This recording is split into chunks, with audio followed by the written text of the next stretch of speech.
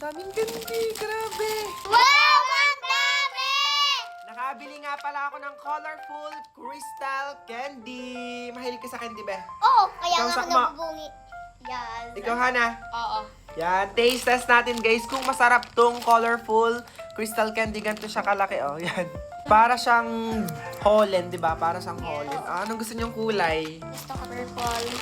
Akin ni red. Ito, akin ni red. Ah, taste test, taste test. Pwede ito sa, sa New Year. Maasim. Oo. Maasim? Yung Sa white una ang tamis. maasim. Ang tamis nito.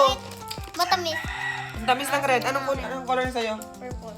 Purple, maasim ng purple eh. So, iba-iba pala ang kanyang Lasa. taste. Di ka? May maasim, may matamis na maasim. Pwede ito sa mga bata, lalong-lalo na kay Aling Maliit tsaka kay Sakmo, di ka?